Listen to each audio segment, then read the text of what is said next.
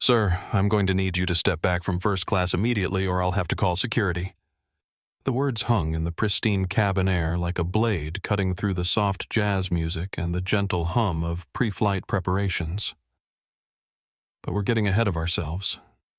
To understand how a single sentence could trigger the collapse of a billion-dollar airline, we need to start where this morning began in the 42nd floor penthouse overlooking Central Park.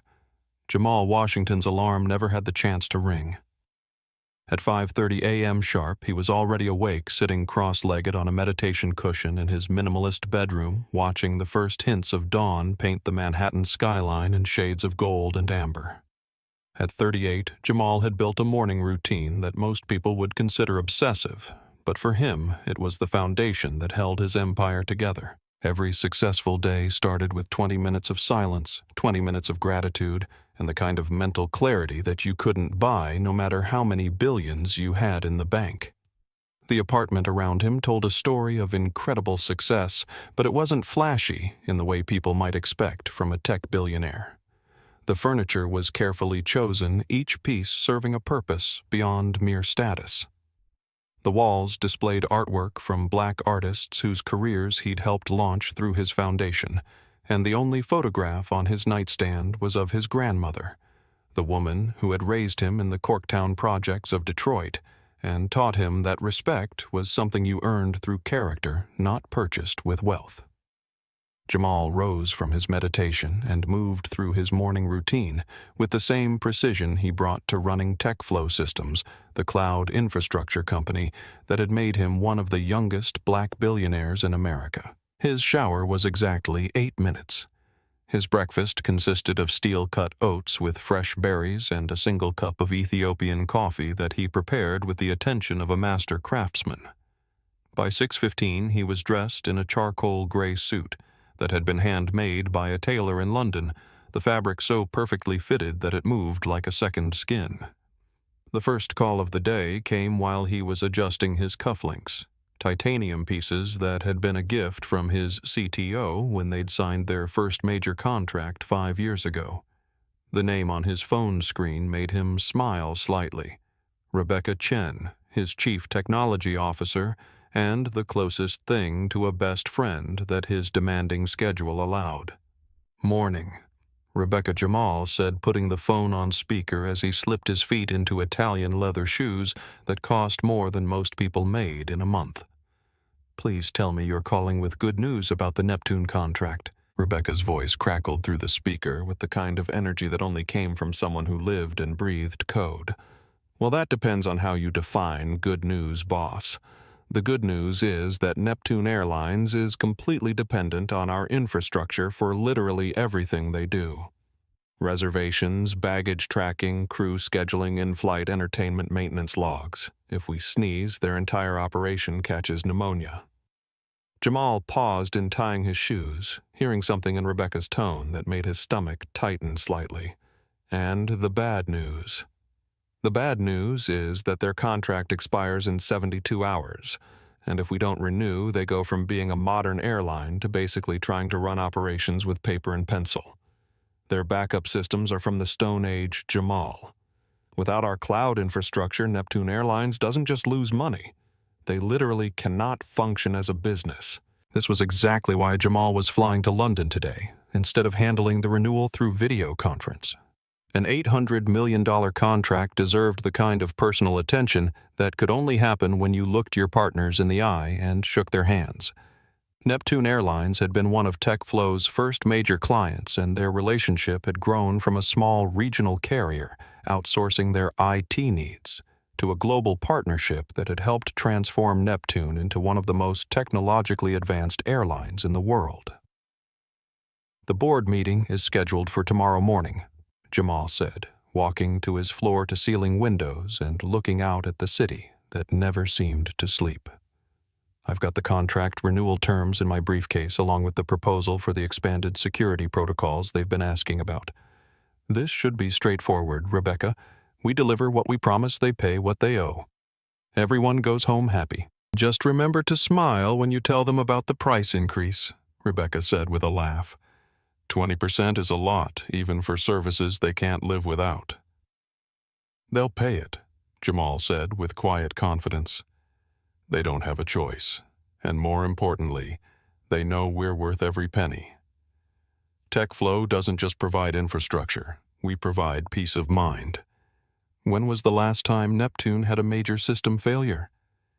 Not since we took over their operations 3 years ago," Rebecca admitted. "All right, boss. Your car should be there in 15 minutes. Try not to let the first-class treatment go to your head." Jamal ended the call and took one last look around his apartment, the space that represented everything he'd accomplished and everything he was still working to achieve. In a few hours, he'd be sitting in Seat 2A on Neptune Airlines Flight 447, sipping champagne and reviewing presentation materials for what should be the easiest $800 million conversation of his career. He had no way of knowing that the flight attendant who would soon greet him had already decided, based on nothing more than the color of his skin, that he didn't belong in first class. The black Mercedes S-Class that picked up Jamal from his building was the same car and driver he'd been using for 3 years, a level of consistency that most people in his position would consider a luxury. Marcus Thompson was a 62-year-old former mechanic from Queens who had started driving for Uber to supplement his pension and had somehow ended up becoming the personal chauffeur to one of the most powerful tech executives in the country. Their relationship had evolved far beyond professional courtesy into something resembling genuine friendship built on Marcus's refusal to treat Jamal differently than he would treat any other passenger. "Morning, Mr. Washington," Marcus said, as Jamal settled into the back seat with his leather briefcase and a small carry-on bag. "Traffic's looking decent for a Tuesday, should have you at JFK with plenty of time to spare. You nervous about this big London meeting?" "Never nervous," Marcus Jamal replied, though he was already opening his laptop to review his presentation materials one more time. Confident, prepared, maybe a little excited. This contract renewal represents about 40% of our annual revenue, so it's not exactly a small deal, but Neptune Airlines needs us more than we need them.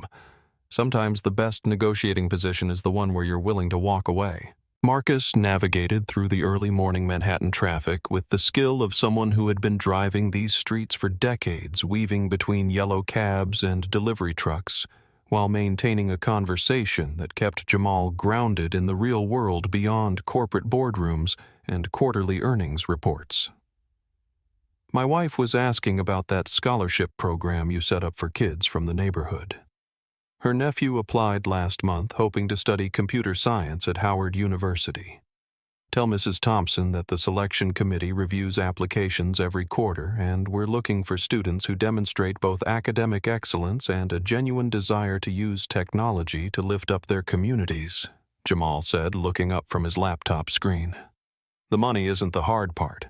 Finding young people who understand that success comes with responsibility, that's what makes the difference." The conversation continued as they made their way through the Midtown Tunnel and onto the Van Wyck Expressway, touching on everything from Marcus's grandson's basketball games to Jamal's thoughts on the latest developments in artificial intelligence. It was the kind of easy, natural dialogue that reminded Jamal why he preferred Marcus's company to the sycophantic conversations he endured with many of his business associates. There was no agenda here, no one trying to impress him or extract favors or position themselves for future opportunities. By the time they pulled up to the departure terminal at JFK International Airport, Jamal felt centered and ready for the day ahead.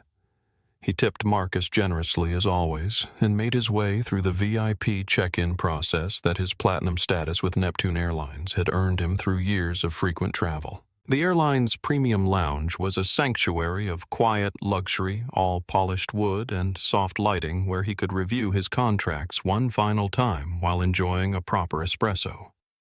The boarding announcement for Flight 447 came exactly on schedule, and Jamal made his way to the gate with the unhurried confidence of someone who traveled frequently enough to know that everything would happen in its proper order. His boarding pass showed Seat 2A a window seat in first class that had cost $15,000, but would provide him with the privacy and comfort he needed to arrive in London refreshed and ready for business. What Jamal didn't know as he approached the jet bridge was that Madison Cross, The senior purser for Flight 447 was already studying the passenger manifest with the kind of attention she usually reserved for celebrity travelers and government officials. Madison was 29 years old, blonde in the specific way that required monthly maintenance and significant financial investment, and had been working for Neptune Airlines for 8 years. She had grown up in Greenwich, Connecticut, the daughter of a hedge fund manager, and a woman who organized charity galas for tax write-offs, and her worldview had been shaped by the assumption that people existed in clearly defined hierarchies. Madison's training had taught her to provide exceptional service to first-class passengers, but her upbringing had taught her something else entirely, that you could determine a person's worth by their appearance, their accent, their last name, and a dozen other subtle markers that separated the deserving from the pretenders. When she saw Jamal's name on the passenger list, no corporate title, no special designation, just a name that sounded urban and unfamiliar, she made an assumption that would soon cost her everything. As Jamal walked down the jet bridge, he was already mentally shifting into travel mode, preparing for the 8-hour flight that would carry him across the Atlantic to seal the deal that would secure TechFlow's financial future for years to come. He was thinking about the presentation he would give to Neptune's board of directors, the questions they might ask about data security and infrastructure scalability, and the celebratory dinner he had planned for tomorrow evening in London. He was not thinking about the fact that in less than 20 minutes, he would be standing in the aisle of an airplane holding a $15,000 boarding pass, while a flight attendant with perfectly styled hair and a heart full of unconscious bias would look at his face and decide that he didn't belong in the cabin he had paid to occupy. The first-class cabin of Flight 447 represented the absolute pinnacle of commercial aviation luxury, a space designed to make wealthy passengers forget they were traveling in a metal tube 7 miles above the earth. The seats were less like airline furniture and more like personal suites, each one equipped with a fully flat bed, a personal entertainment system with a 21-inch screen, and enough storage space to accommodate the belongings of someone accustomed to traveling with more than just the basics. Jamal stepped into the cabin and immediately appreciated the attention to detail that Neptune Airlines had invested in their premium service. The lighting was warm and inviting. The background music was subtle but sophisticated, and the overall atmosphere suggested exclusivity and refinement. This was exactly the kind of environment where important business relationships were nurtured and million-dollar deals were discussed over premium champagne and carefully prepared meals. Madison Cross stood near the galley, reviewing her passenger manifest one final time before beginning the boarding process.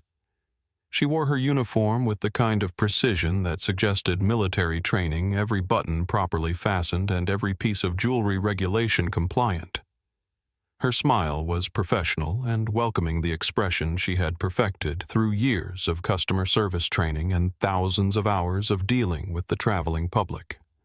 When Jamal appeared at the entrance to the cabin, Madison's smile flickered for just a moment, a barely perceptible hesitation that might have been invisible to a casual observer, but felt like a slap to someone who had spent his entire adult life reading the subtle signs of other people's discomfort with his presence. She recovered quickly, but the damage was done. In that fraction of a second, she had revealed that his appearance in her cabin was unexpected and perhaps unwelcome. "Good morning, sir, Madison," said her voice, carrying the kind of bright professionalism that customer service representatives used when they were working from a script. "May I see your boarding pass, please?" Jamal reached into his jacket pocket and produced his phone, opening the Neptune Airlines app to display his electronic boarding pass. The screen clearly showed his name seat assignment 2A and the first-class designation that had cost him more than many people earned in 6 months. He held the phone toward Madison, expecting the brief verification process that preceded every flight, the quick scan and welcoming gesture that would allow him to settle into his seat and prepare for takeoff. Instead, Madison stared at the screen for an uncomfortably long time, her brow furrowing slightly as if she were reading something in a foreign language. She glanced up at Jamal's face, then back at the phone, then up at his face again as if trying to reconcile some fundamental contradiction between what she was seeing and what she expected to see.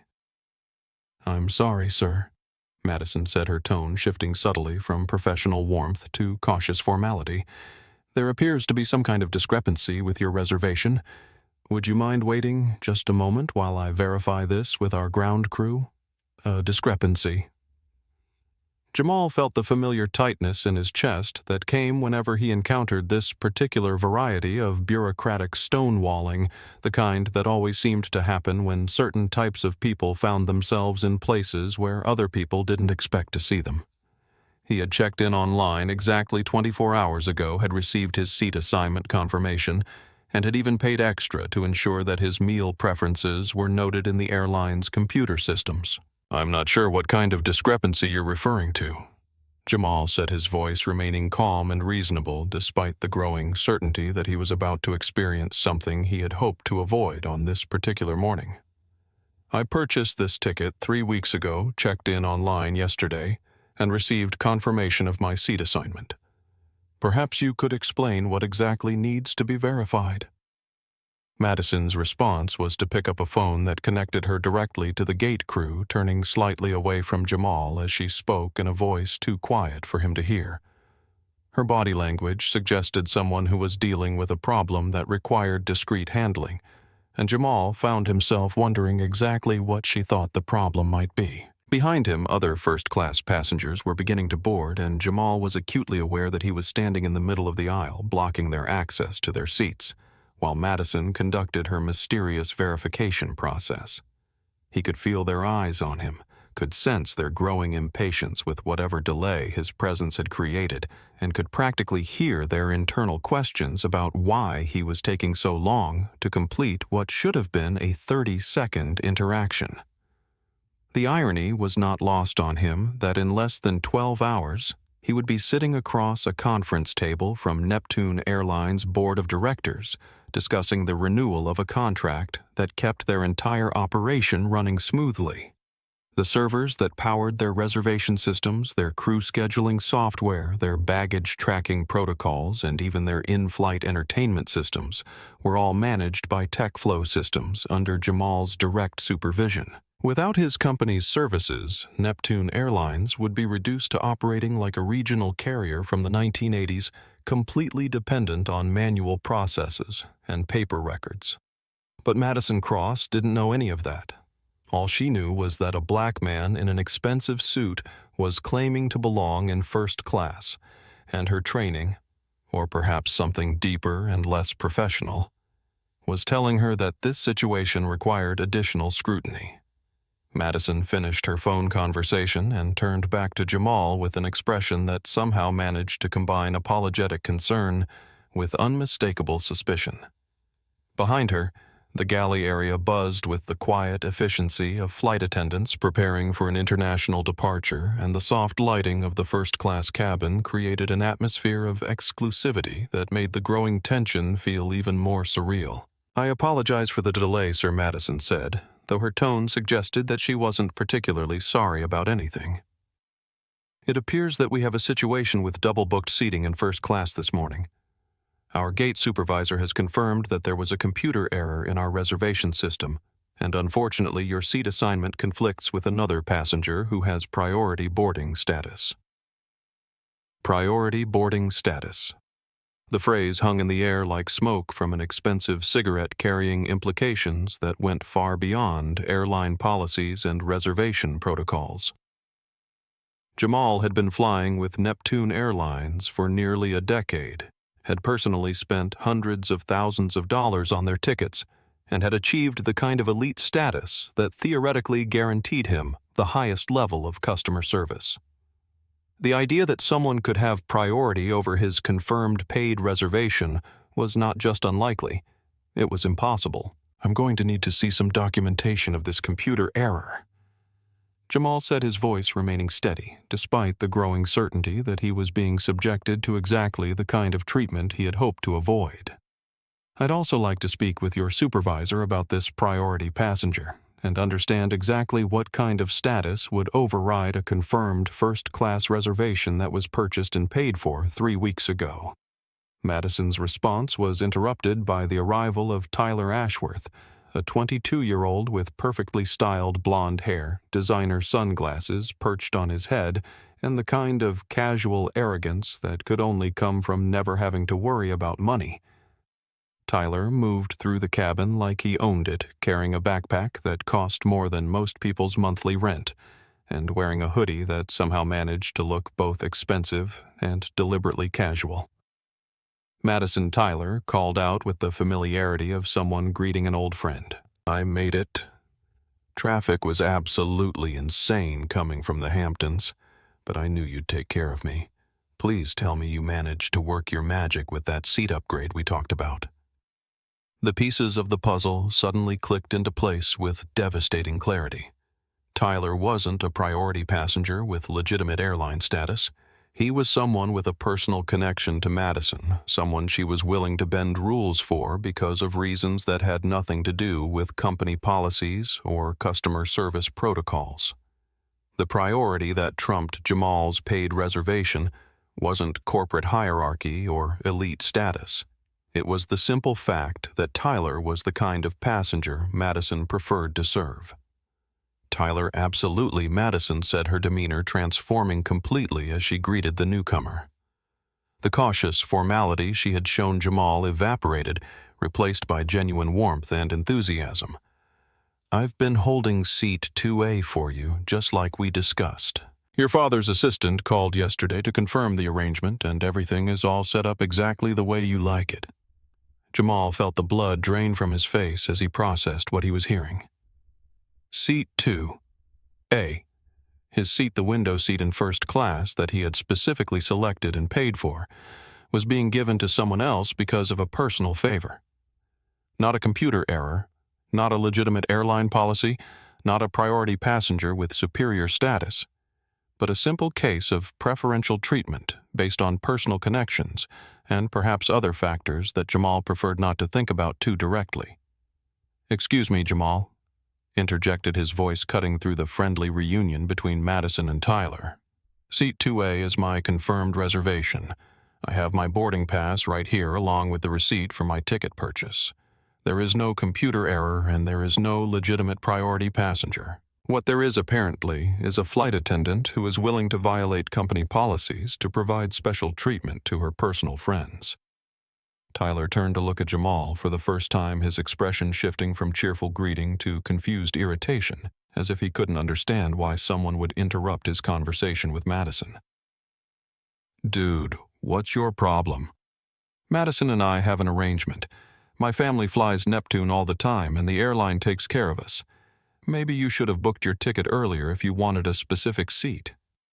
The condescension in Tyler's voice was so thick it was almost tangible, carrying the assumption that Jamal was some kind of occasional traveler who didn't understand how the airline industry worked. The irony was staggering. Tyler was lecturing about airline operations to the man whose company literally kept Neptune's computers running, whose servers processed Tyler's family's frequent flyer miles, and whose infrastructure made it possible for Madison to pull up reservation records on her tablet. Sir Madison said, addressing Jamal with the kind of firm politeness that customer service representatives used when they had made a decision and didn't want to discuss it further. "I understand your frustration, but as I explained, we have a seating conflict that needs to be resolved. I can offer you an excellent seat in our premium economy section row 12, which actually has extra legroom and complimentary beverage service. Many of our passengers actually prefer that section because it's quieter and less crowded. Premium economy, row 12. The words felt like physical blows, each one driving home the reality that Jamal was being ejected from the cabin he had paid to occupy so that Madison could accommodate her personal favorite. The $15,000 he had spent on his first-class ticket apparently counted for less than Tyler's friendship with a flight attendant who had decided that airline policies were optional when it came to passengers she liked. "I'm not moving to premium economy," Jamal said, his voice remaining calm despite the fury building in his chest. "I purchased seat 2A in first class, and I intend to occupy the seat that I paid for. If Mr. Ashworth wants to fly first class, he can purchase his own ticket like every other passenger. What he cannot do is take my seat because you've decided to give it to him as a personal favor." Madison's expression hardened, and for the first time the professional mask slipped completely, revealing something underneath that was far less pleasant than customer service training.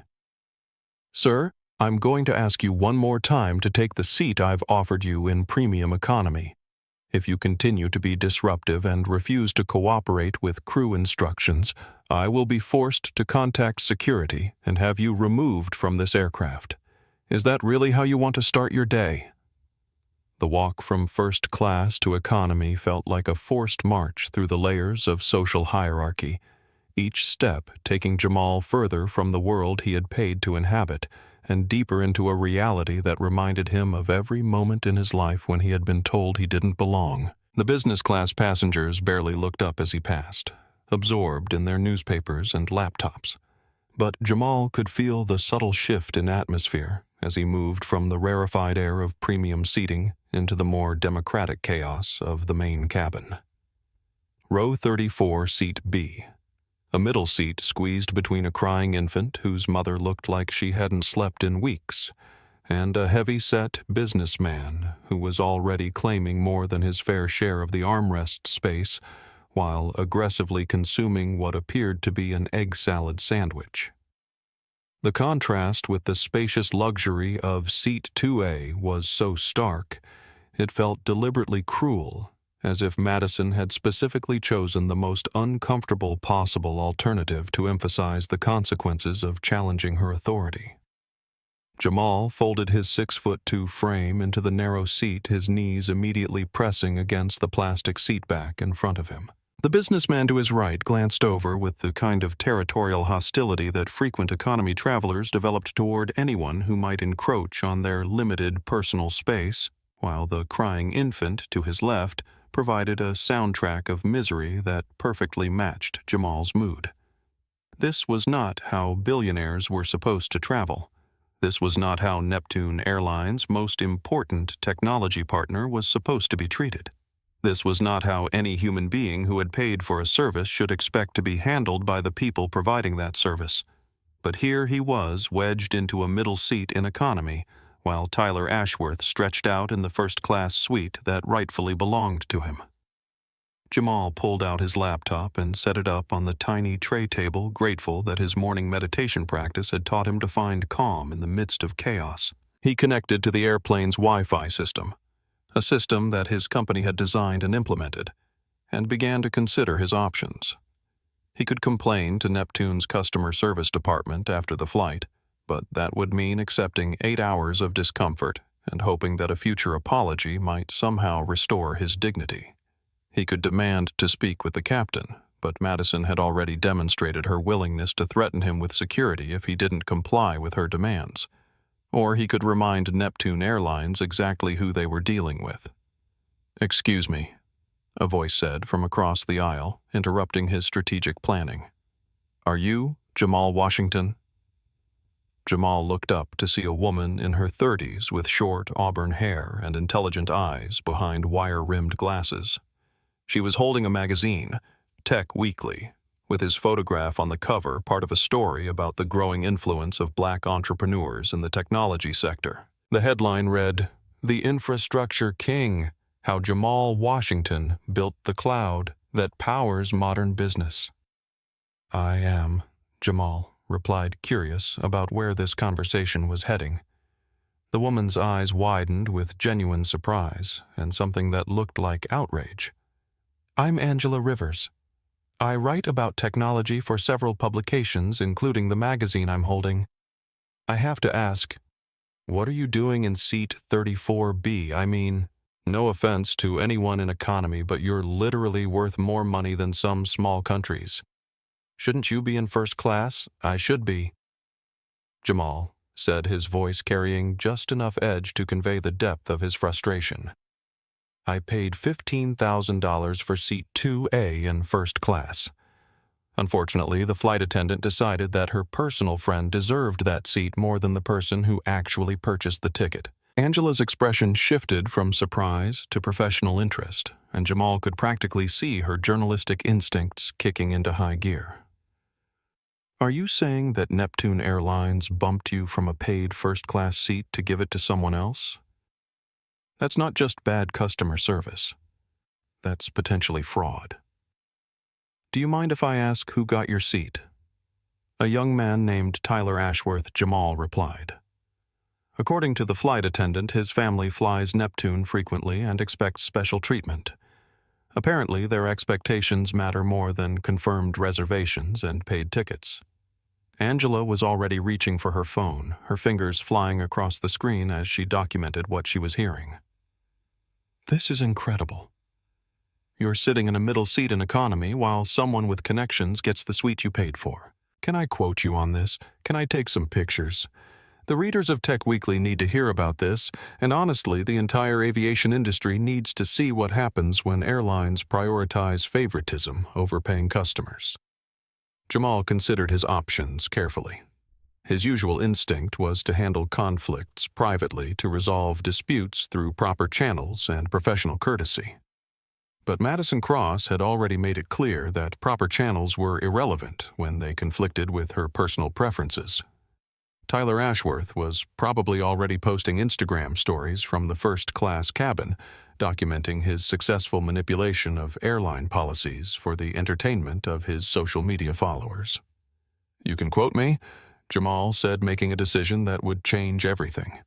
"You can take pictures. And you can tell your readers that this is exactly the kind of treatment that customers can expect when airlines allow their employees to make arbitrary decisions based on personal bias rather than professional standards." Angela's camera captured the surreal image of one of America's most successful technology executives, crammed into a middle seat in economy. His expensive suit wrinkled from the confined space, his laptop balanced precariously on a tray table, designed for someone half his size. She took several shots from different angles, making sure to capture both his dignity in the face of unfair treatment and the obvious discomfort of his physical situation. "I'm posting this immediately," Angela said, already crafting the social media post that would soon explode across the internet. "This is exactly the kind of story that people need to see. It's not just about you, Mr. Washington, though obviously you deserved better treatment. It's about the way airlines treat customers when they think they can get away with it." The first post went live as the airplane pushed back from the gate, accompanied by a photograph that would soon be seen by millions of people around the world. Unbelievable tech billionaire at Jamal Washington, crammed into economy middle seat after at Neptune Air, gave his $15,000 first-class seat to employee's friend. This is what airline customer service looks like when you don't have the right connections. #airline shame. #customer rights. #travel fail. Within minutes, the post was being shared, retweeted, and commented on by hundreds of people, many of whom had their own stories of airline mistreatment and arbitrary policy enforcement. The #airline shame began trending as people shared photos and stories of their own experiences with customer service representatives who seemed to believe that policies were suggestions rather than rules. Jamal watched the social media explosion with a mixture of satisfaction and strategic calculation. The court of public opinion was now in session, and Madison Cross was about to discover that humiliating the wrong passenger could have consequences far beyond a single uncomfortable flight. But this was just the beginning. He still had access to his administrative controls for TechFlow Systems and Neptune Airlines, was about to learn exactly how vulnerable they were to the decisions of the man they had just decided to treat as a second-class customer. While Angela Rivers's social media posts began their viral journey across the internet, Jamal was conducting his own investigation into exactly how Madison Cross had managed to override Neptune Airlines' reservation system to accommodate her personal friend. His laptop might have been balanced on a tray table designed for holding beverages and snacks, but it was still connected to the most sophisticated cloud infrastructure on the planet, and Jamal had access to data that most people couldn't even imagine. The first thing he discovered was that Tyler Ashworth hadn't paid for any ticket at all. According to Neptune's internal systems, which TechFlow administered and maintained, Tyler was traveling on what the airline industry called a personal pass, a benefit that allowed employees to provide free or heavily discounted travel to family members and close friends. Madison had used her employee privileges to generate a first-class boarding pass for Tyler, then simply taken Jamal's confirmed reservation and reassigned it to her personal guest. This wasn't a computer error or a legitimate policy dispute. This was fraud, pure and simple. Madison had used her position with the airline to provide thousands of dollars worth of free travel to someone with no legitimate claim to that seat, and she had done it by stealing a service that another customer had already purchased. The fact that she had chosen to target a black passenger for this treatment raised questions that went far beyond simple policy violations. Jamal's investigation deepened as he accessed Tyler's social media profiles, which painted a picture of exactly the kind of person Madison had chosen to favor over a paying customer. Tyler's Instagram account was a catalog of privilege and entitlement filled with photographs of expensive cars he didn't own, exclusive parties he attended as someone else's guest, and luxury travel experiences that were funded by family connections rather than personal achievement. The most recent posts were particularly revealing. Just yesterday, Tyler had shared a story about his amazing friend Madison, who worked for Neptune Airlines and always took care of him when he needed to travel. The post included a selfie of the two of them at what appeared to be an expensive Manhattan restaurant, with Tyler's arm around Madison's shoulders and a caption that read, "When you know people in the right places, life is so much easier.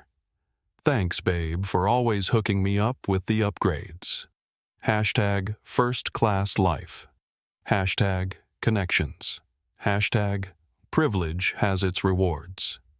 The hashtag privilege has its rewards felt like a slap in the face to every person who had ever been told they didn't belong somewhere because of their appearance or background. Tyler wasn't just benefiting from Madison's willingness to bend rules.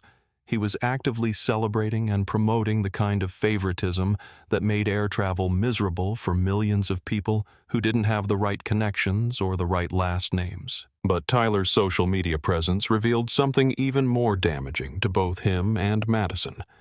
Several posts showed him bragging about his ability to manipulate airline policies, including a particularly incriminating video where he explained to his followers how to work the system by befriending flight attendants who could provide free upgrades and seating changes. In the video, Tyler specifically mentioned Madison by name, describing her as someone who understands that some passengers are more important than others. Jamal screenshotted every relevant post, creating a digital paper trail that documented the premeditated nature of Madison's policy violations. This wasn't a moment of poor judgment or a misunderstanding about airline procedures. This was a pattern of behavior that had been going on for months, possibly years, with Madison using her position to provide special treatment to passengers she personally favored, while ordinary customers received whatever service was left over. The investigation expanded as Jamal accessed Neptune's employee records, discovering that Madison Cross had received multiple customer complaints over the past 2 years for what the airline's internal reports described as inconsistent service delivery and apparent favoritism in seating assignments. The complaints had been filed by passengers of various backgrounds, but Jamal noticed a disturbing pattern in the demographic information of the people who had been mistreated. Every single complaint had been filed by passengers whose names, appearances, or backgrounds differed from Madison's own privileged Connecticut upbringing. Black passengers, Latino passengers, passengers with accents that suggested recent immigration, passengers whose names indicated religious or ethnic backgrounds that Madison apparently found unfamiliar or uncomfortable. The pattern was so clear and so consistent that it would have been impossible to dismiss as coincidence. More troubling still was Neptune Airlines' response to these complaints. Rather than investigating Madison's behavior or providing additional training about customer service standards, the airline had simply filed the complaints away with standard form responses that apologized for any inconvenience while defending their employees' right to make operational decisions about seating and service delivery.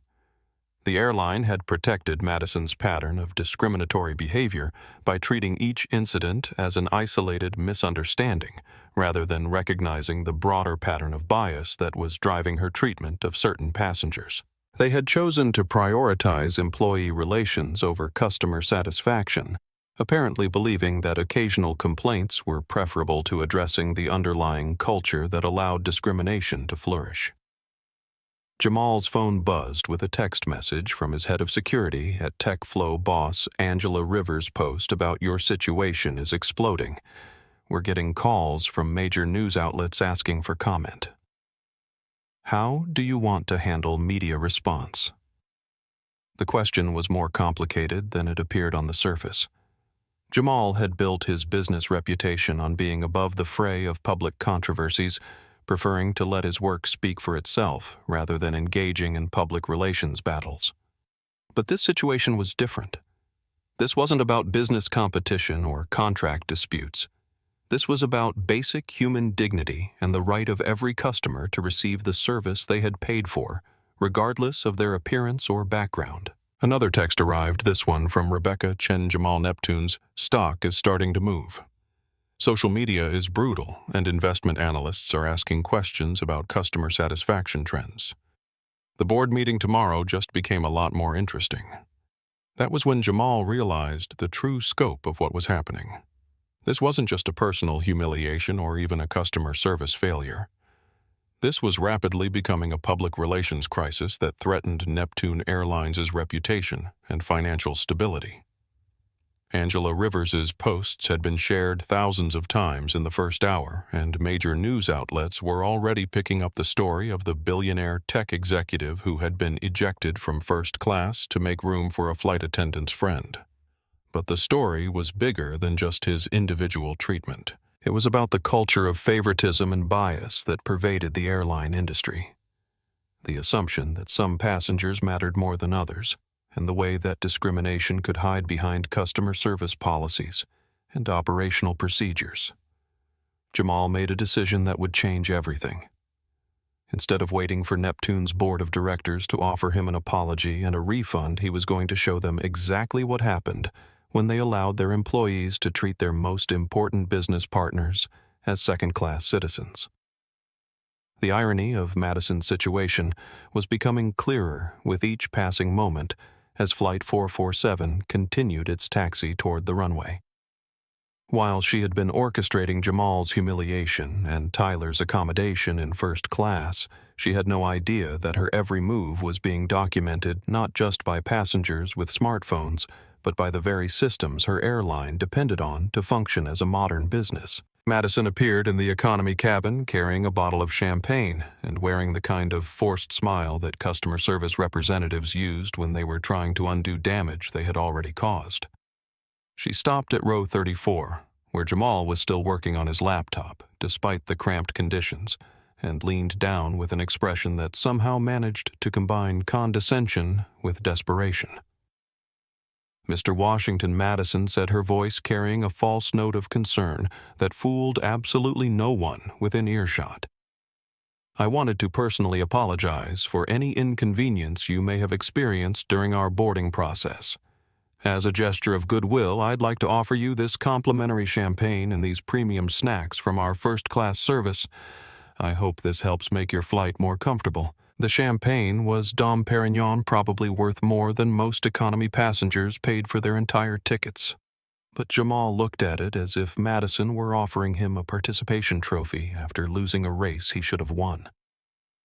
The gesture was so transparently inadequate, so fundamentally misguided, that it almost qualified as insulting in its own right. "Thank you, but no," Jamal said, without looking up from his laptop screen. "I don't need champagne, Madison. I need the seat that I paid for, which is currently being occupied by your friend, who didn't pay for anything at all. I need an explanation for why Neptune Airlines allows its employees to steal services from paying customers to provide free travel to their personal connections. And I need assurance that this kind of treatment won't happen to other passengers who don't have the resources to fight back." Madison's smile became more strained, and Jamal could see the wheels turning as she tried to figure out how to handle a customer who couldn't be bought off with alcohol and snacks. Behind her, other passengers were openly watching the interaction, and several had their phones out, recording what was clearly becoming a confrontation between a dissatisfied customer and an airline employee who was trying to cover up her own mistakes. "Sir, I understand that you're upset," Madison continued, "but I want you to know that passenger comfort and satisfaction are Neptune Airlines' highest priorities. Sometimes we have to make difficult operational decisions about seating assignments, but we always try to accommodate our valued customers in alternative ways." The corporate speak was so thick it was almost physically painful to listen to. Operational decisions, alternative accommodations, valued customers. Each phrase was carefully chosen to avoid acknowledging the reality of what had happened. That Madison had arbitrarily decided to give Jamal's seat to someone else because she preferred Tyler's company to that of a paying customer she had prejudged based on his appearance. "Let me ask you a direct question, Madison," Jamal said, finally looking up from his laptop to make eye contact with the flight attendant. "If Tyler Ashworth were a black man with the same personal connection to you, would he be sitting in seat 2A right now? If I were a young white man from a wealthy family, would I be sitting in this middle seat in economy?" The question hung in the air like a challenge that Madison clearly hadn't expected to face.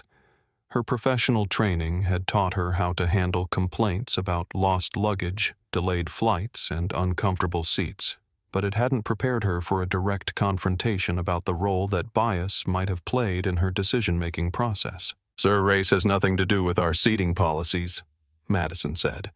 But her voice lacked conviction, and her body language suggested someone who was not entirely comfortable with the defense she was offering. Neptune Airlines serves passengers of all backgrounds with equal commitment to excellence and customer satisfaction. Then, why, Jamal asked, his voice remaining calm and reasonable despite the absurdity of the conversation. "Am I sitting in economy while your friend enjoys the first-class service I paid for? What operational decision required you to violate your own company's policies and my confirmed reservation? What passenger comfort consideration justified stealing my seat to provide free travel to someone with no legitimate claim to it?" Madison's response was interrupted by a commotion from the first-class cabin where Tyler Ashworth had apparently decided to live-stream his flight experience for his social media followers. His voice carried clearly through the aircraft as he narrated his luxury travel experience, describing the champagne service and commenting on how much better the food looked compared to the peasant meals they served in coach. "This is what it's like when you know the right people," Tyler's voice echoed through the cabin. "Madison totally hooked me up with this amazing seat, and the service is incredible. If you don't have connections in the airline industry, you're basically screwed. Thank God for friends who understand that some of us deserve better treatment than the ordinary passengers." The unconscious cruelty of Tyler's commentary was breathtaking. He was literally broadcasting his enjoyment of Jamal's stolen seat while describing other passengers as peasants who deserved inferior treatment. The entitlement was so complete, so thoroughly internalized, that Tyler apparently saw nothing wrong with celebrating his exploitation of airline policies for his own benefit. Angela Rivers, who had been listening to the exchange between Jamal and Madison, turned her phone toward the first-class cabin to capture Tyler's live stream for her own social media documentation. "This is perfect," she muttered under her breath. "He's literally confessing to the whole scheme while enjoying the stolen seat." Meanwhile, Captain David Romano was receiving increasingly urgent messages from Neptune Airlines' corporate headquarters as social media coverage of the incident continued to expand. His phone buzzed with text messages from the CEO, the head of customer relations, and the chief marketing officer, all demanding to know what was happening on Flight 447 and why the company's most important technology partner was apparently being mistreated by his cabin crew. The captain's initial response was confusion. According to his passenger manifest, Jamal Washington was listed in Seat 2A in first class, exactly where a passenger of his status and ticket price should be. But when he called Madison to ask about the situation, her explanation about operational decisions and seating conflicts made no sense in the context of a flight that was only about 70% full. Madison, Captain Romano said over the interphone, his voice carrying the authority of someone who had been flying commercial aircraft for 25 years. I need you to explain to me exactly why Mr. Washington is not in his assigned first-class seat, and I need that explanation to be both accurate and complete, because I'm getting calls from corporate that suggest this situation is already becoming a significant problem for the airline. Madison's response was a series of evasions and half-truths that only made the situation more confusing. She mentioned system errors that couldn't be verified, priority passengers whose status couldn't be confirmed, and operational necessities that made no sense given the flight's passenger load. The more she talked, the clearer it became that her decisions had been arbitrary and personal rather than based on any legitimate airline policies. That was when Captain Romano made a decision that would change the trajectory of Madison's career and Tyler's social media empire. He was going to find out exactly what had happened in his cabin, and if his suspicions were correct, he was going to ensure that the passengers responsible for creating this situation faced the full consequences of their actions. The moment when everything changed came exactly 43 minutes after takeoff, when Captain Romano's voice crackled over the aircraft's public address system with an announcement that no one in the cabin was expecting to hear.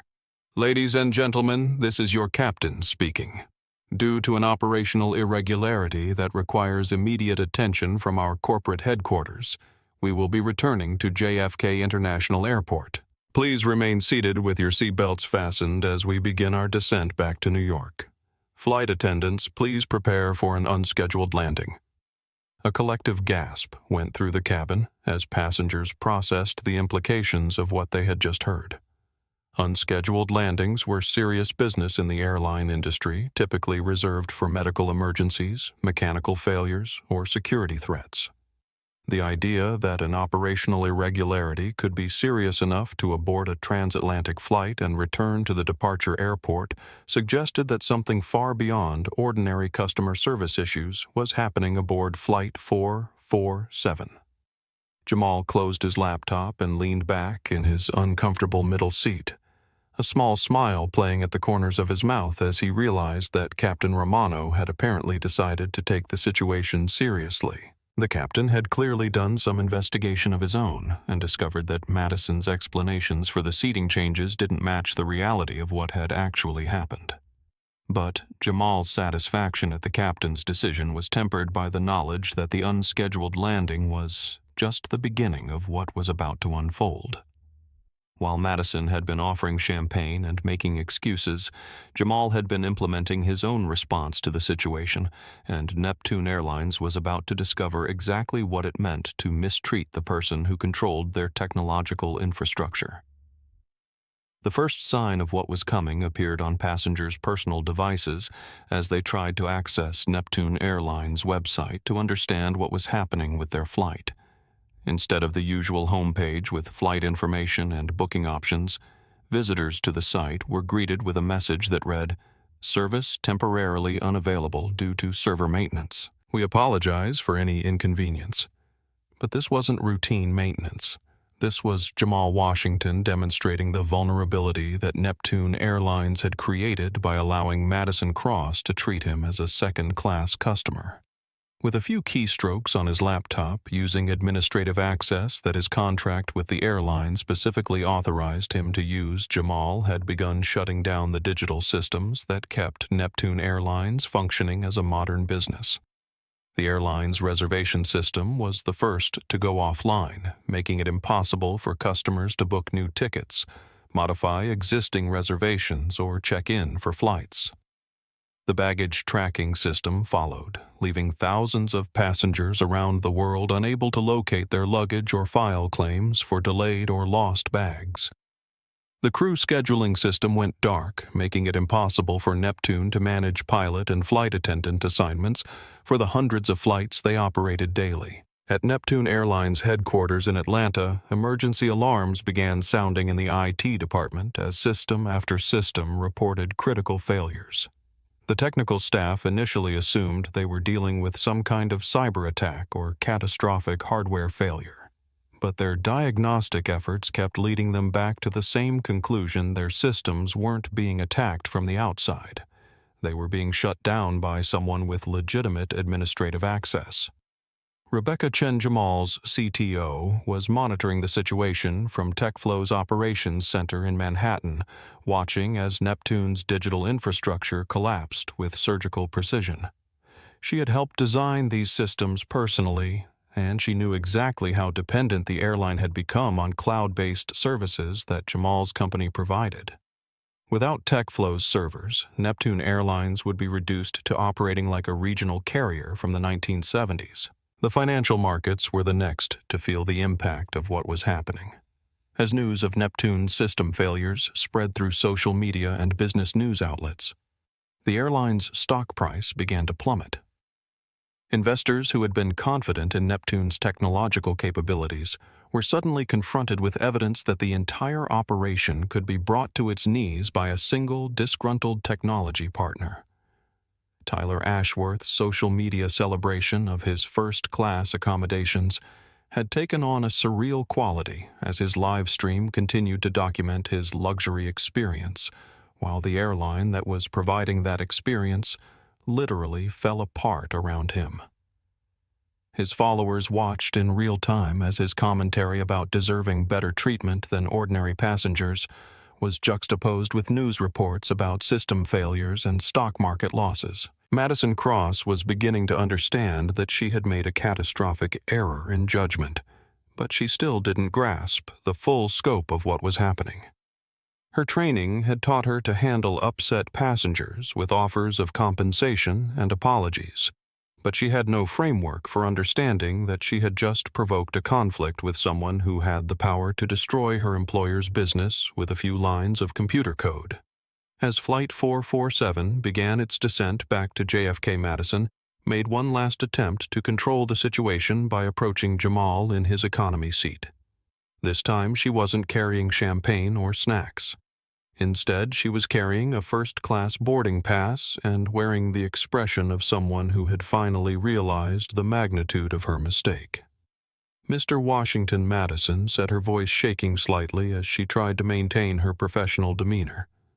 "I've spoken with the captain and we've resolved the seating situation.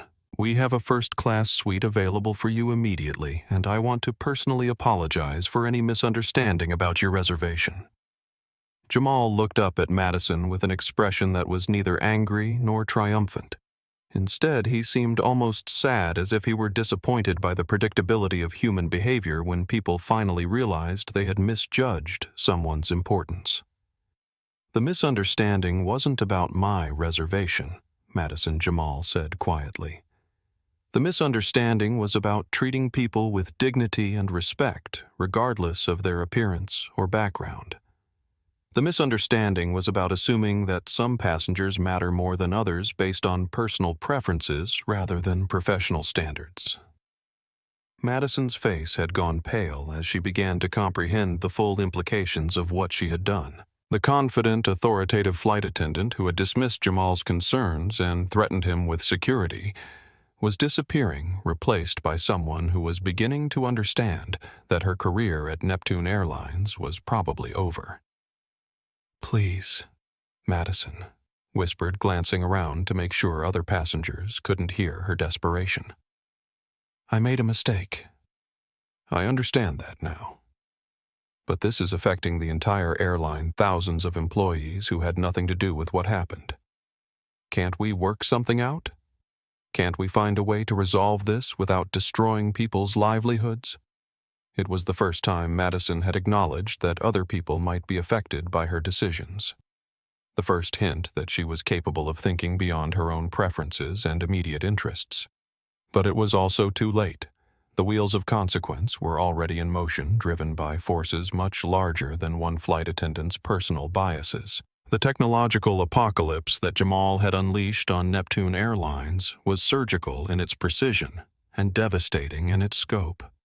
From his middle seat in economy, using nothing more than a laptop and administrative access that his contract with the airline specifically granted him, he had begun systematically dismantling the digital infrastructure that allowed Neptune to function as a modern airline. The reservation system collapsed, first taking with it the ability to book new flights, modify existing reservations, or process passenger check-ins. Within minutes, Neptune's customer service centers were flooded with calls from confused travelers who couldn't access their booking information or understand why the airline's website displayed nothing but error messages. The customer service representatives had no answers because they couldn't access the systems either. The baggage tracking system followed, leaving thousands of passengers around the world unable to locate their luggage or file claims for missing items. At airports from Los Angeles to London, Neptune's ground crews found themselves reduced to using paper forms and manual processes that hadn't been necessary since the 1990s. The efficiency that had made Neptune competitive in the modern airline market evaporated as employees struggled to perform basic functions without the digital tools they had grown accustomed to using.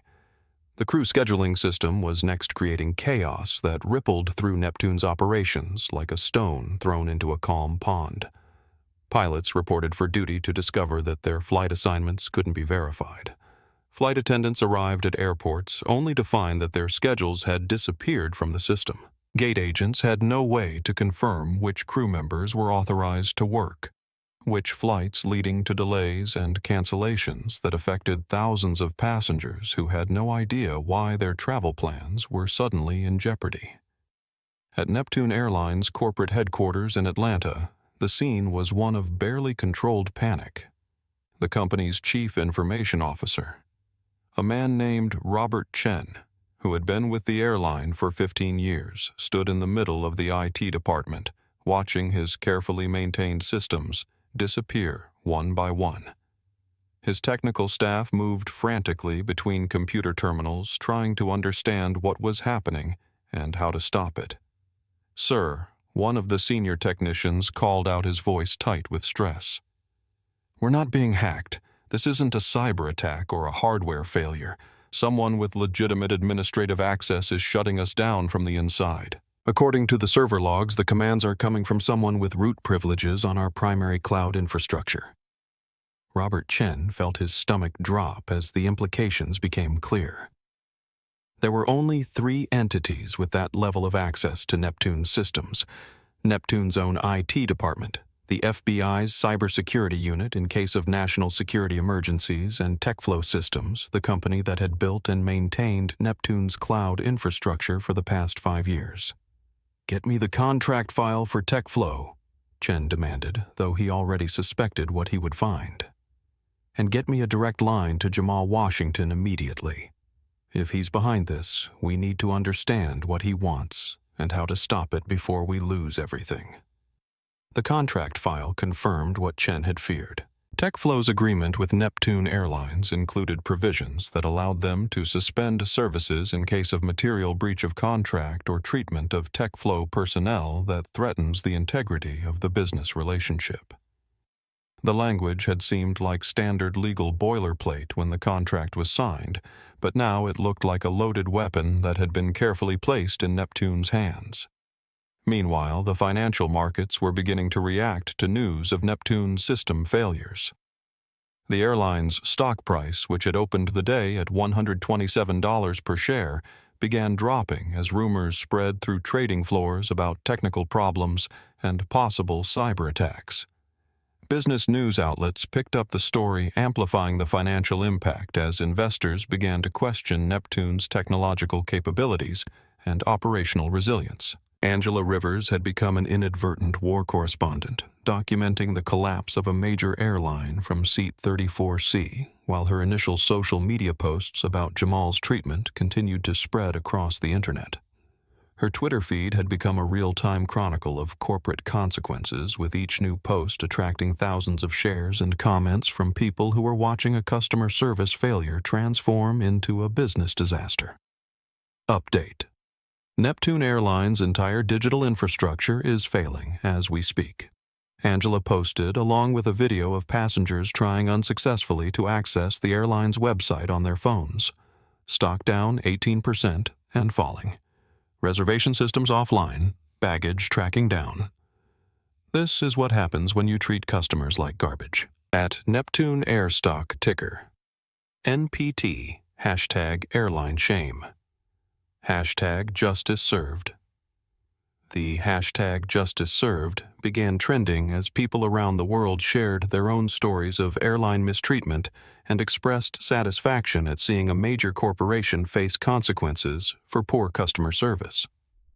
The story had transcended the specific details of Jamal's experience to become a symbol of something larger, the idea that powerful institutions couldn't treat people unfairly without facing meaningful repercussions. Tyler Ashworth, still live streaming from Seat 2A, had initially been oblivious to the broader chaos surrounding his flight.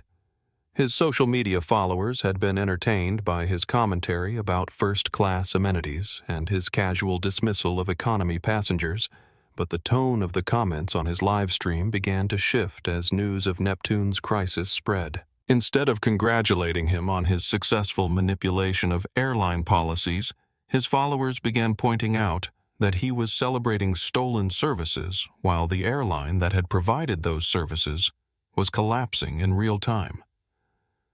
"Dude, you're literally bragging about a stolen seat while the airline is crashing," one comment read. "This is going to follow you forever. Your friend just destroyed Neptune Airlines because she gave you someone else's ticket." Captain David Romano had been receiving increasingly frantic calls from Neptune's executive team as the scope of the crisis became clear. The CEO, the head of operations, and the chief financial officer were all demanding to know what was happening on Flight 447 and how the treatment of a single passenger could have triggered such a comprehensive business disaster. "Captain Romano," the CEO's voice crackled through the satellite phone, barely controlled panic evident in every word. "We need you to do whatever it takes to resolve this situation. Our entire operation is shutting down. We're looking at hundreds of millions of dollars in losses if we can't get our systems back online. What exactly happened in your cabin?" The captain's response was measured and professional, but it carried an undercurrent of anger at the position his crew had put him in. "Sir, it appears that my senior purser made an unauthorized decision to remove a first-class passenger from his confirmed seat in order to accommodate someone traveling on an employee pass. The passenger she removed was Jamal Washington, the CEO of TechFlow Systems." The silence on the other end of the satellite phone lasted for nearly 30 seconds as the CEO processed what he had just heard. When he finally spoke again, his voice had the hollow quality of someone who had just realized the full magnitude of a catastrophic mistake. "Jamal Washington is on your flight and Madison Cross bumped him to economy for a personal friend. Jesus Christ, David, do you understand what this means? TechFlow controls our entire digital infrastructure. Without them, we're not an airline. We're a bus company with wings." The emergency landing at JFK International Airport was unlike anything most of the passengers on Flight 447 had ever experienced. Instead of the usual orderly disembarkation process, they were met by a convoy of black SUVs, airport security personnel, and executives from Neptune Airlines, who looked like they had been dragged from their beds and forced to confront the worst crisis in the company's history. Jamal remained seated in 34B as chaos erupted around him, calmly watching the consequences of Madison's decisions unfold in real time. His phone buzzed constantly with calls from reporters, business associates, and government officials who wanted to understand what was happening and how it might affect the broader aviation industry. But he ignored most of the calls, preferring to focus on the situation at hand and the people whose lives were about to change forever. Madison Cross stood near the front of the economy cabin, her face pale and her hands shaking as she watched airport security officers board the aircraft. She had finally realized that this wasn't a customer service issue that could be resolved with apologies and compensation. This was a career-ending mistake that would likely result in criminal charges for fraud and violation of federal aviation regulations. Tyler Ashworth had stopped live streaming when the captain announced the emergency landing, but the damage to his social media reputation was already complete. His celebration of preferential treatment and casual dismissal of other passengers had been captured and shared by thousands of people, creating a permanent record of entitled behavior that would follow him for the rest of his life. His father's political career would undoubtedly suffer, as well as opposition researchers would use Tyler's comments as evidence of a family that believed in different rules for different classes of people. The first person to board the aircraft was Patricia Hayes, Neptune Airlines CEO, a woman who had spent the past 2 hours watching her company's stock price collapse, while frantically trying to understand how a routine customer service interaction had triggered such a comprehensive business disaster. She walked directly to row 34, where Jamal was still working on his laptop as if nothing unusual were happening. "Mr. Washington." Patricia said, her voice carefully controlled despite the obvious stress she was experiencing. "I'm Patricia Hayes, CEO of Neptune Airlines. I want to personally apologize for the completely unacceptable treatment you received from our crew. This is not the standard of service that Neptune Airlines represents, and I assure you that we will take immediate action to address this situation." Jamal looked up from his laptop screen and studied Patricia's face, noting the exhaustion and genuine distress that accompanied her formal apology. He had dealt with dozens of corporate executives over the years, and he had learned to distinguish between people who were sorry they had been caught and people who were genuinely committed to making things right. Ms. Hayes, Jamal replied, his voice calm and professional. "I appreciate your apology, but I think we both understand that this situation goes far beyond a simple customer service failure. Your employee didn't just make a mistake. She made a deliberate decision to discriminate against a paying customer in order to provide special treatment to her personal friend. That suggests a cultural problem that can't be solved with individual apologies."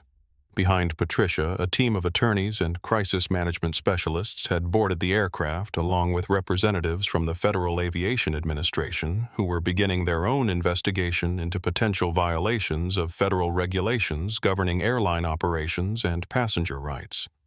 The presence of federal investigators transformed the situation from a business dispute into a potential criminal matter. Madison Cross was escorted off the aircraft by airport security, her Neptune Airlines uniform serving as a symbol of corporate authority that she would never wear again. As she walked past Jamal's seat, she stopped for a moment, her eyes filled with tears, and her voice barely above a whisper. "Mr. Washington," Madison said, "I know there's nothing I can say that will fix this, but I want you to know that I'm sorry. I was wrong about you, and I was wrong about what my job was supposed to mean. I let my own prejudices override my professional responsibilities, and I understand that there have to be consequences for that." It was the first genuine acknowledgement Madison had made of the role that bias had played in her treatment of Jamal, and it was also the most honest moment of self-reflection she had shown throughout the entire incident. But it was also too late to change anything. The wheels of justice and corporate accountability were already in motion, driven by forces much larger than individual regret or personal apologies. Tyler Ashworth's removal from the aircraft was less dignified. Federal investigators had determined that his use of an employee pass to obtain a first-class seat that he wasn't entitled to constituted fraud under federal aviation law, and he was arrested on charges that could result in significant fines and possible imprisonment. His social media empire, built on celebrations of privilege and entitlement, collapsed within hours as sponsors distanced themselves from the scandal and followers abandoned his accounts in massive numbers. As the aircraft was cleared of passengers and investigators began their work, Jamal remained in his seat finishing the email he had been composing to Neptune's board of directors. The message was brief and professional, outlining the terms under which TechFlow Systems might consider restoring Neptune's digital infrastructure and continuing their business relationship. The conditions were non-negotiable: immediate termination of Madison Cross and any other employees who had been involved in discriminatory practices, implementation of comprehensive diversity training for all customer-facing staff. establishment of an independent oversight committee to monitor customer service practices, and a public commitment to treating all passengers with dignity and respect, regardless of their appearance or background. But the most important condition was also the most personal. Neptune Airlines would establish a foundation dedicated to supporting young entrepreneurs from underrepresented communities with initial funding of $50 million and ongoing contributions tied to the company's profitability. The foundation would provide mentorship resources and opportunities to people who had faced the same kind of prejudice and discrimination that had led to this crisis. Mrs. Hayes, Jamal said, handing his laptop to the CEO so she could read the terms he had outlined. These are my conditions for restoring your systems and continuing our business relationship. They're not negotiable, and they're not subject to further discussion. You have 24 hours to decide whether Neptune Airlines is committed to change or whether you'll need to find another technology partner. Patricia Hayes read the email twice, her expression shifting from relief at having a path forward to concern about the financial implications of Jamal's demands. $50 million was a significant commitment for any company, but it was also far less than Neptune would lose if their systems remained offline for more than a few days. Mr. Washington, Patricia said finally, these terms are fair and appropriate given what happened here today. Neptune Airlines accepts your conditions, and we're committed to making the changes necessary to ensure that this kind of incident never happens again. Jamal nodded and typed a brief command into his laptop. Within seconds, Neptune's reservation system began coming back online, followed by baggage tracking, crew scheduling, and all the other digital services that allowed the airline to function in the modern world. The crisis was over, but its consequences would reshape Neptune Airlines for years to come. The transformation of Neptune Airlines began immediately, driven not just by the legal requirements of their renewed contract with TechFlow Systems, but by genuine recognition that systemic change was necessary to prevent future incidents. Patricia Hayes announced Madison Cross's termination within hours of the emergency landing, along with the resignation of the head of customer service, who had ignored patterns of discriminatory behavior in previous incident reports. The federal investigation into Tyler Ashworth's fraudulent use of airline services resulted in charges that carried both financial penalties and the possibility of imprisonment.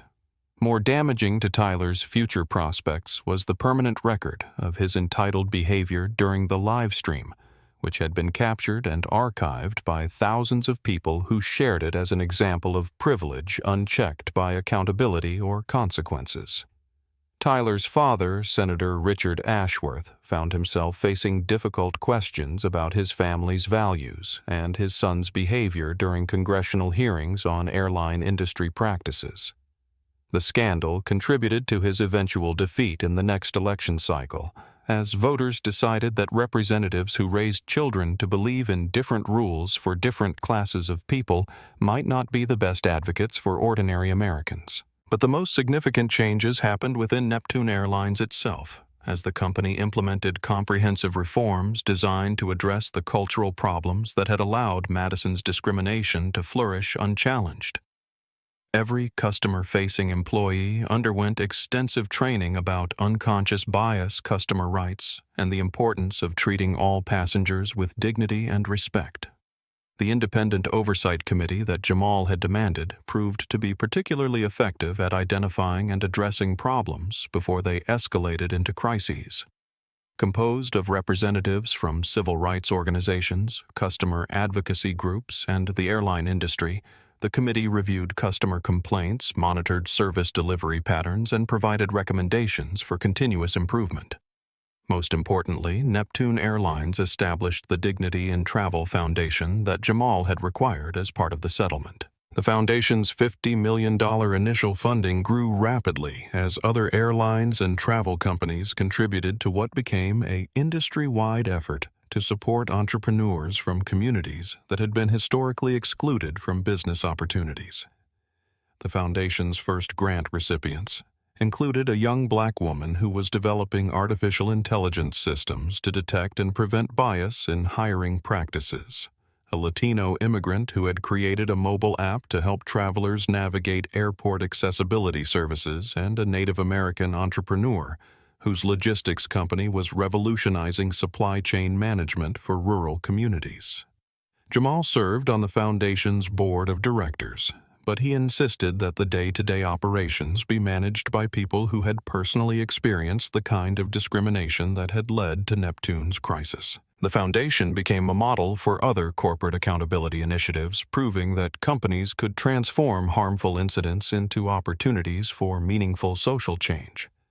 The broader impact of the Neptune Airlines incident extended far beyond the aviation industry. Business schools began teaching case studies about the financial consequences of discriminatory customer service, demonstrating how bias could destroy shareholder value and corporate reputation in the digital age. Other companies proactively reviewed their customer service policies and training programs, recognizing that social media had made it impossible to hide unfair treatment from public scrutiny. Angela Rivers's real-time documentation of the incident became the basis for a documentary film about discrimination in the travel industry, which won several awards and sparked congressional hearings about passenger rights and corporate accountability. Her initial social media posts were cited in academic research about the role of citizen journalism in exposing institutional bias and forcing social change. The incident also changed Jamal personally, though the transformation was more subtle than the corporate reforms he had demanded from Neptune Airlines. He had always been successful in business, but the experience of being judged and dismissed based on his appearance reminded him of the responsibility that came with his platform and influence. Jamal began speaking publicly about unconscious bias in the business world, sharing his experience on Flight 447 as an example of how discrimination affected people at every level of society.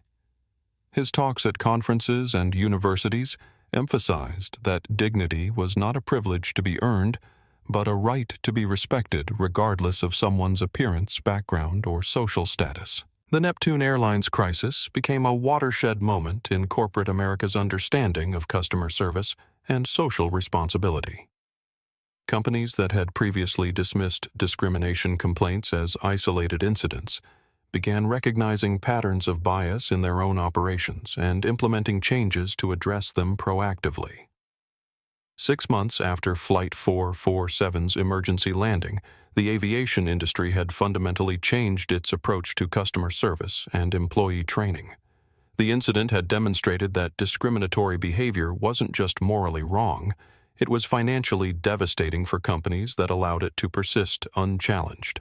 Neptune Airlines had not only recovered from the crisis, but had emerged as an industry leader in inclusive customer service. The company's comprehensive reforms had resulted in measurably improved customer satisfaction scores, particularly among passengers from communities that had previously reported negative experiences with airline personnel. The Dignity in Travel Foundation had become a source of pride for Neptune employees, who saw their company as a pioneer in corporate social responsibility. Madison Cross had attempted to rebuild her life after losing her career with Neptune Airlines. The federal charges against her were eventually reduced to misdemeanors in exchange for her cooperation with the investigation, but the professional consequences of her actions were permanent. Her termination from Neptune made her unemployable in the airline industry, and her role in the highly publicized incident made it difficult for her to find work in customer service positions elsewhere. Eventually, Madison found employment with a nonprofit organization that provided diversity training to corporations seeking to avoid the kind of crisis that had destroyed her career. Her personal experience with the consequences of unconscious bias made her an effective advocate for change, though she would never fully escape the shadow of her mistakes on Flight 447. Tyler Ashworth faced more severe consequences for his role in the fraud scheme. The federal charges against him resulted in substantial fines and community service requirements that forced him to confront the privilege he had previously taken for granted. His social media following disappeared almost entirely, and his attempts to rebuild his online presence were consistently undermined by people sharing videos of his entitled behavior during the live stream. The experience eventually led Tyler to a different path than the one he had been following. He enrolled in college to study social work and began volunteering with organizations that served underprivileged communities. His transformation from entitled influencer to committed advocate for social justice was genuine, though it would take years for him to earn the trust and respect of people who had been harmed by the attitudes he had once embodied. Jamal continued to lead TechFlow Systems to new heights of success, but the incident had given him a different perspective on the responsibility that came with his wealth and influence. He expanded his philanthropic activities beyond the Neptune settlement, establishing scholarship programs and mentorship initiatives designed to create opportunities for people who faced the same barriers he had encountered throughout his career. The business relationship between TechFlow and Neptune Airlines evolved into something more than a typical vendor partnership. Jamal worked personally with Neptune's leadership team to develop technology solutions that could identify and prevent discriminatory patterns in customer service, creating systems that other companies soon adopted as industry best practices. The incident also sparked broader conversations about bias in artificial intelligence and automated systems.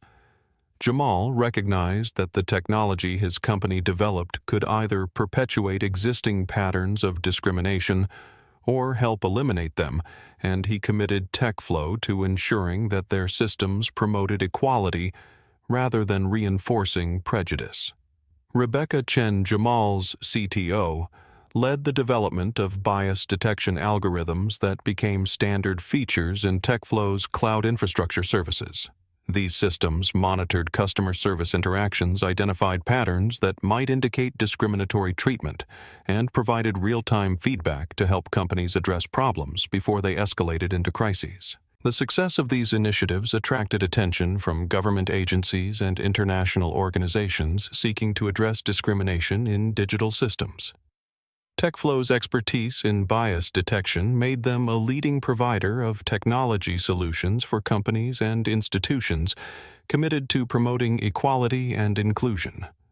Angela Rivers parlayed her documentation of the Neptune incident into a successful career as an investigative journalist, specializing in corporate accountability and social justice issues.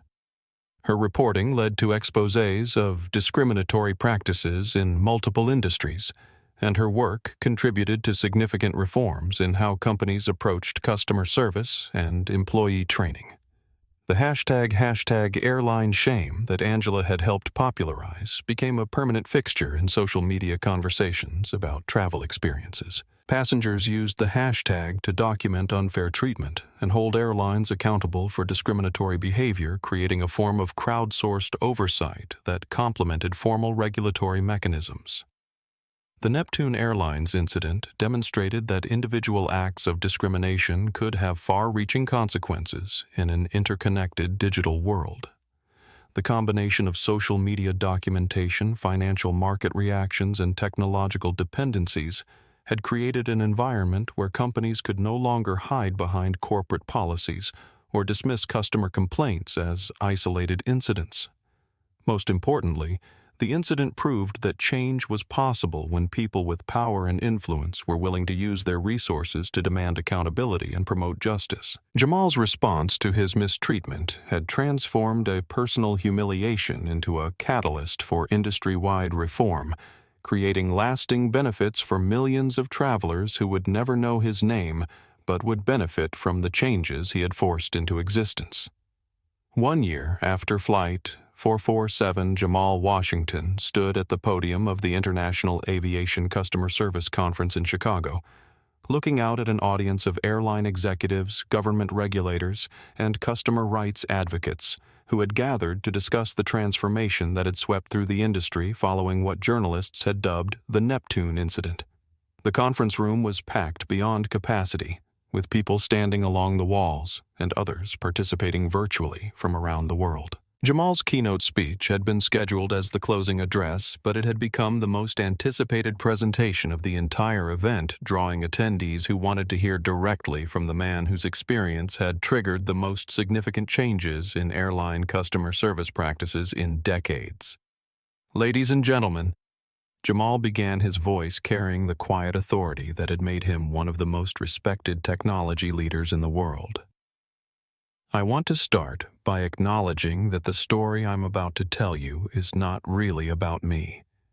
It's about the millions of travelers who have faced discrimination, disrespect, and unfair treatment while trying to get from one place to another.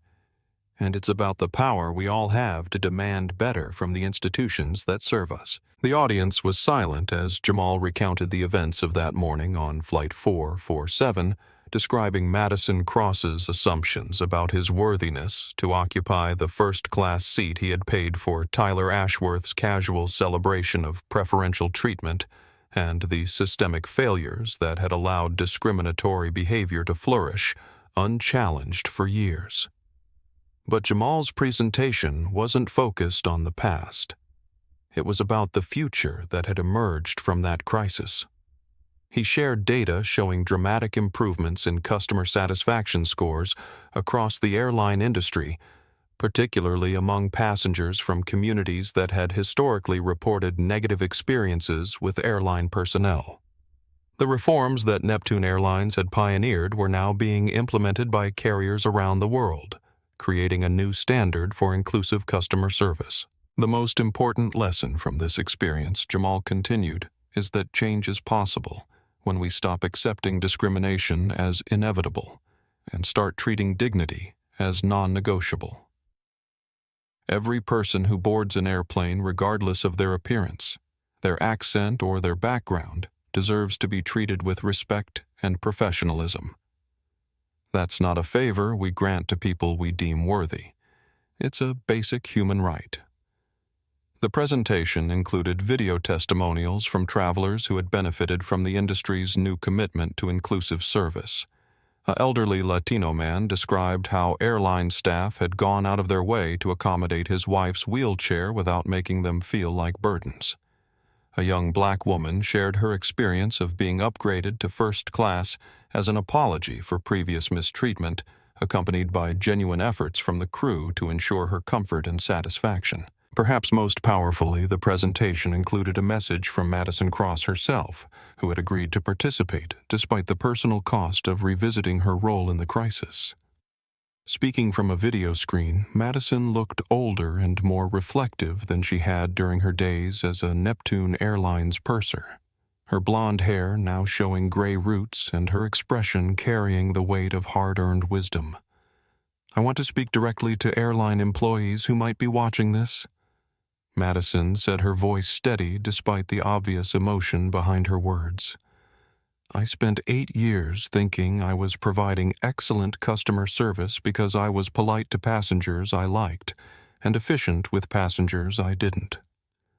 I never considered that my preferences were shaped by prejudices I didn't even recognize, and I never imagined that my small decisions could cause such enormous pain to other human beings." Madison's participation in the conference had been controversial, with some participants arguing that she shouldn't be given a platform to rehabilitate her reputation. But Jamal had insisted on including her perspective, believing that genuine transformation required honest examination of how discrimination operated, even when it was unconscious or unintentional. "The hardest part about facing the consequences of my actions," Madison continued, "was realizing that I had become exactly the kind of person I would have complained about if I had been treated the way I treated Mr. Washington. I had let institutional bias become personal prejudice, and I had used my position of authority to reinforce barriers that should have been torn down long ago." The audience watched in silence as Madison described her work with the nonprofit organization that provided diversity training to corporations seeking to avoid discrimination crises. Her personal experience with the consequences of bias had made her an effective advocate for change, though she acknowledged that rebuilding trust would be a lifelong process.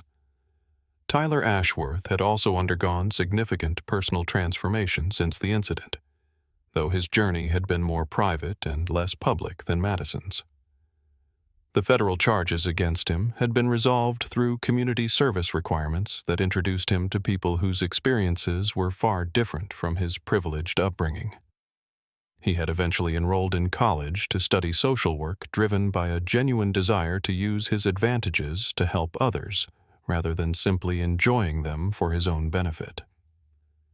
Jamal's presentation concluded with the announcement of a new initiative that would expand the principles behind the Dignity in Travel Foundation to other industries, working with partners from technology, hospitality, retail, and healthcare.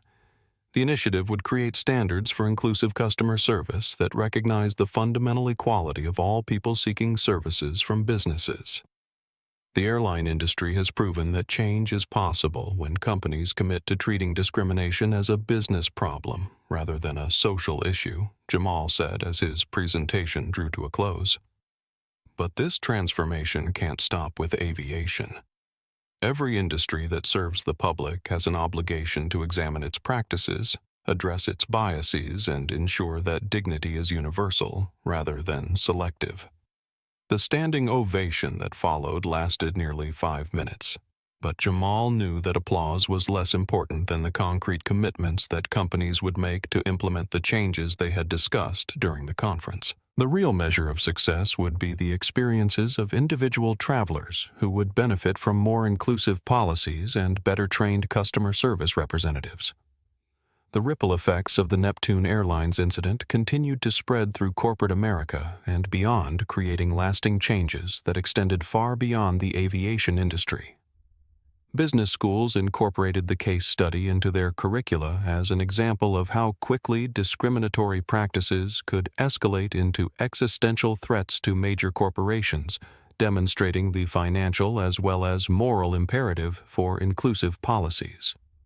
The Dignity in Travel Foundation had grown from its initial $50 million funding to become a major force for entrepreneurial development in underserved communities. Its grant recipients had gone on to create thousands of jobs and generate hundreds of millions of dollars in economic activity, proving that investments in equality could produce substantial returns for society as a whole. TechFlow Systems had leveraged its expertise in bias detection to become the leading provider of artificial intelligence solutions designed to promote fairness and inclusion. Companies across multiple industries used TechFlow's algorithms to monitor customer service interactions, hiring practices, and promotional decisions, creating transparency and accountability that helped prevent discriminatory patterns from taking root. Jamal's personal involvement in the Foundation's work had evolved beyond simply providing funding. He served as a mentor to young entrepreneurs who faced the same barriers he had encountered throughout his career, offering not just financial support, but practical guidance about navigating business challenges while maintaining integrity and commitment to social justice. One of the Foundation's most successful recipients was Maya Chen, a young black woman who had developed machine learning algorithms that could identify bias in hiring practices. Her company Equity AI had been adopted by hundreds of corporations, seeking to ensure that their recruitment and promotion processes were based on merit rather than unconscious prejudice. Another grant recipient, Carlos Rodriguez, had created a logistics platform that helped small businesses in underserved communities compete with larger corporations by providing access to sophisticated supply chain management tools. His success had inspired dozens of other entrepreneurs to develop technology solutions that addressed systemic inequalities in business opportunities. The impact of these initiatives extended beyond individual success stories to create broader changes in how society approached questions of equality and inclusion. The Neptune incident had demonstrated that discrimination wasn't just a moral issue, but a practical problem that could be addressed through systematic changes in policies, training, and accountability measures. Angela Rivers had continued her investigative journalism work documenting progress in corporate accountability while identifying new areas where discrimination persisted. Her reporting had contributed to reforms in healthcare, housing, education, and financial services, creating a body of work that illustrated both the persistence of bias and the possibility of addressing it through sustained effort. The hashtag Airline Shame had evolved into a broader movement for customer rights that extended across multiple industries. Social media platforms were filled with examples of companies that had learned to treat all customers with respect and others that continued to struggle with inclusive service delivery, creating a form of crowdsourced accountability that complemented formal regulatory oversight. Neptune Airlines had maintained its position as an industry leader in inclusive customer service with customer satisfaction scores that consistently ranked among the highest in the aviation industry.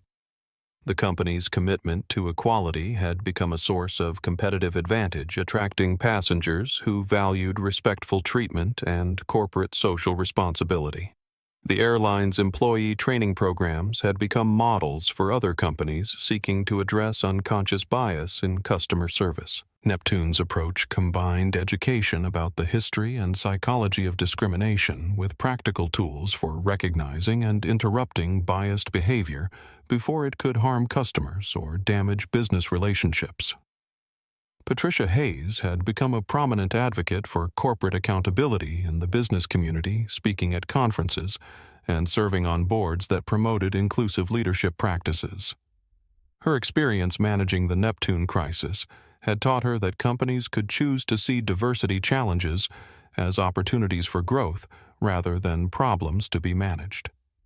The Federal Aviation Administration had implemented new regulations requiring airlines to track and report customer service data by demographic categories, creating transparency about patterns of treatment that might indicate discriminatory practices. These regulations had been adopted by transportation authorities in other countries, creating international standards for inclusive service delivery. The broader business community had learned important lessons about the financial consequences of discrimination in the digital age. Social media had made it impossible for companies to hide unfair treatment from public scrutiny, while interconnected supply chains meant that reputation damage could spread rapidly across multiple markets and partnerships.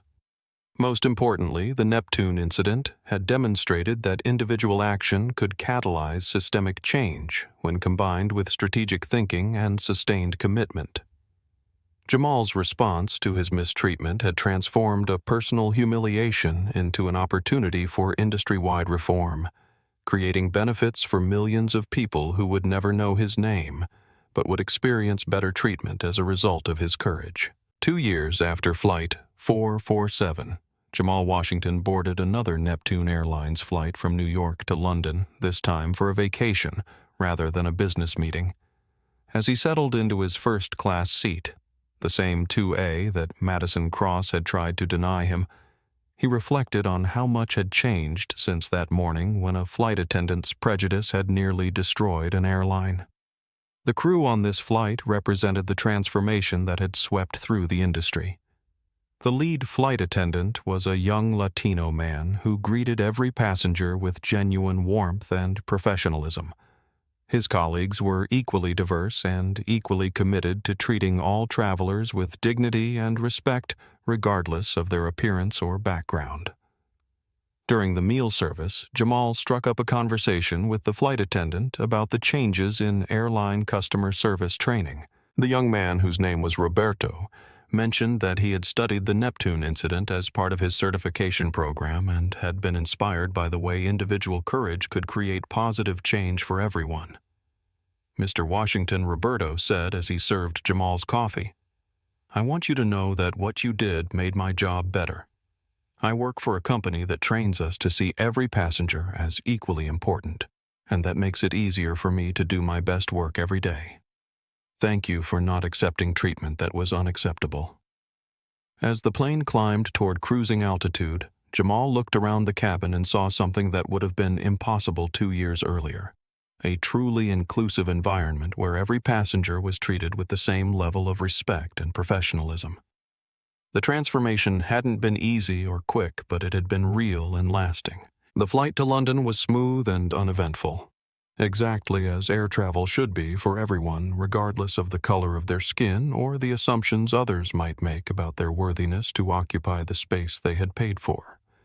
In creating that ordinary experience of dignity and respect for all passengers, the airline industry had achieved something extraordinary. The story of Flight 447 became more than just an account of one man's mistreatment and response. It became a reminder that progress is possible when people refuse to accept discrimination as inevitable and demand better from the institutions that serve us all. In airports around the world, passengers board planes with greater confidence that they will be treated fairly regardless of their appearance or background. Airline employees receive training that helps them recognize and interrupt their own biases before they can harm customers. And companies across multiple industries have learned that inclusive service isn't just morally right, it's good business.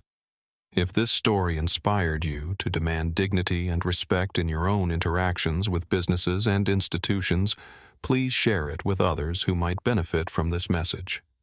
Subscribe to our channel for more stories about justice, accountability, and the power of individual action to create positive change for everyone.